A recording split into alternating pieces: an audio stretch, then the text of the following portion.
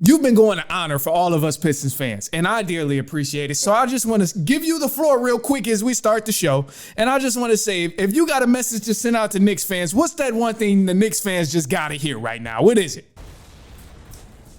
Man, I don't know if it's appropriate for these airwaves, but get over yourselves. Honestly, I would rather say a lot more, but the Knicks are at a 3-1 lead right now. It's been a very competitive series. I don't think it's been a blowout either way, even in the first game where the Pistons were up double digits. Facts. And then the Knicks went on that big 20+0 run. Every game has been competitive. It's been fun. It's been an intense series.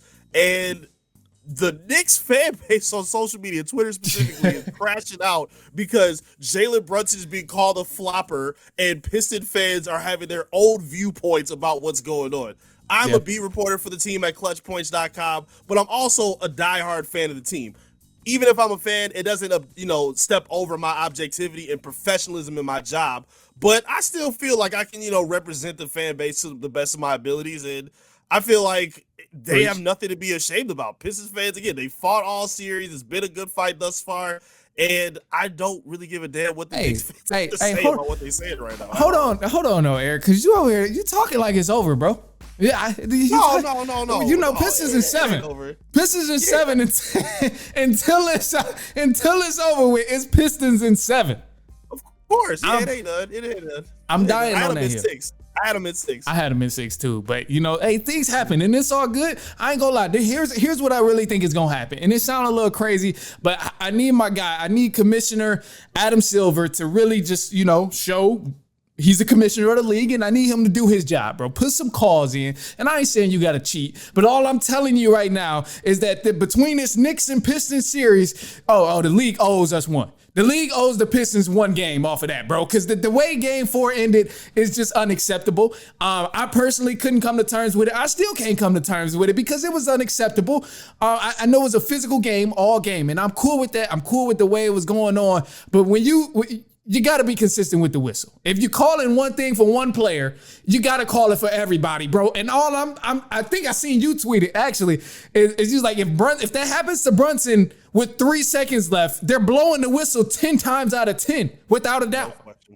So I'm like, to me, Commissioner Silver got to give us a game. He got to give us a game. So Game 5, going back to New York, I think they got to go to Detroit. Game 6, let them play out, whatever. I ain't saying you got to rig nothing, do whatever you got to do. Just let it play out. But the league owes the Pistons at least 1 game in this series, another game in this series, I should say, for sure.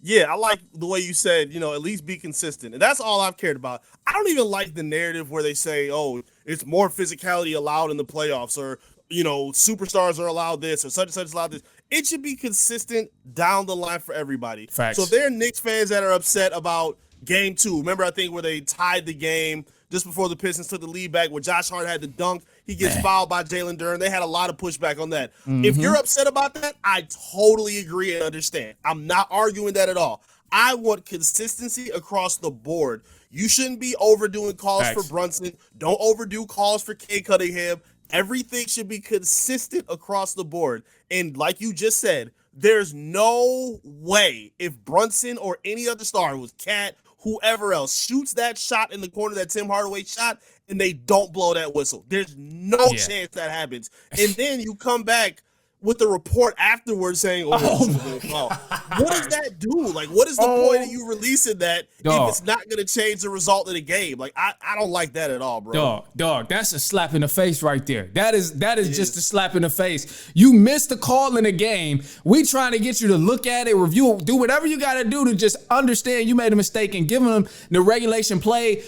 Do something. You had all the chances in the world to fix it. You literally had all the rest of the time. Everybody made a fuss about it on the court. JB Bickerstaff is yelling. Knicks fans celebrating. You had all that time to go back and really fix that call. But you wait to 2 hours after the game, you on your plane safe and secure to say, you know what, we made a mistake. What good does that do for the Detroit Pistons? What good does that do?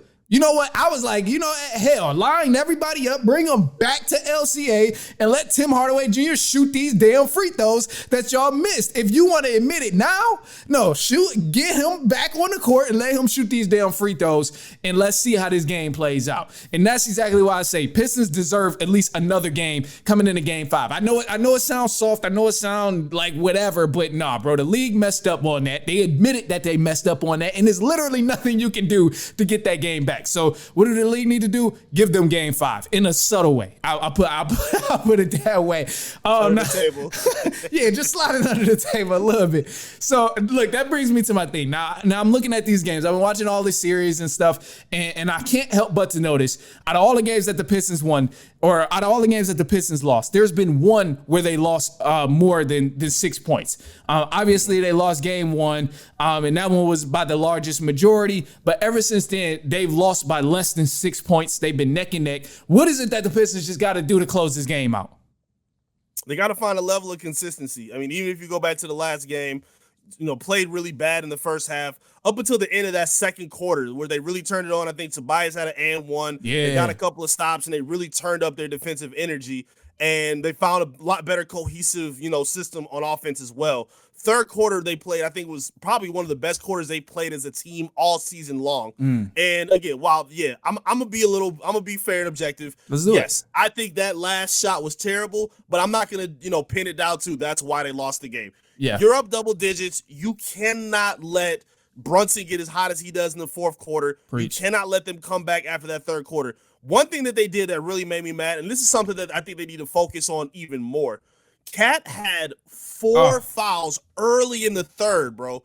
And their game plan was never to attack him. Duren didn't get the ball in the post. You didn't see a lot of drives of them trying to attack him to kind of coax him into that 5th or 6th foul. They kind of just they just play pick and roll basketball, let the guards play at the top, and they didn't attack Cat at all. Like, granted, I know Jalen Duren doesn't really have much of a consistent post-up game, but at that position, you don't need him to score. Facts. Just go. Like, the foul is more important than the points at this point. Yeah, go up strong, That's make all we him foul need. you. Like, just go at him, because he was playing timid defensively. Yeah. There were way too many times. Like, again, even if that happens and you put that pressure on him, maybe he doesn't get that last second shot where he's shooting from 28 feet away. Like, they just didn't. They let that slide, and I think that was one of the biggest mistakes they made, and that goes to the consistency that they got to find over these last several games. Yeah, bro, you hit it on the nail with the consistency. The consistency was a big thing in terms of taking care of the ball, which we'll discuss in just a sec. We'll talk about the turnovers in just a second. But ultimately, going at Karl Anthony Towns, I think there was one play I vividly remember where Cade actually was going at Karl Anthony Towns. They ended up calling it, I think they called the foul on somebody else. But he actually went at Karl Anthony Towns, and it seemed like in his mind, it was like, he got 4 fouls. Let me go to him and try and get some contact. Obviously he didn't get the whistle, but that was just the one time that I actually remember. I'm like, bet, go at Cat. He's got 4 fouls. Get him out the game.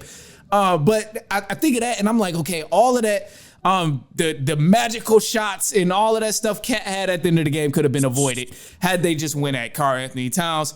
And that just makes me think, bro, the basketball guys were with the Knicks. They was with the Knicks in Game 4. Because Karl Anthony Towns, I ain't never seen bro hoop like that. Now, he's a great player. He pisses me off. He's annoying to watch because he's fake tough guy, whatever. Karl, he's annoying. He's annoying as hell.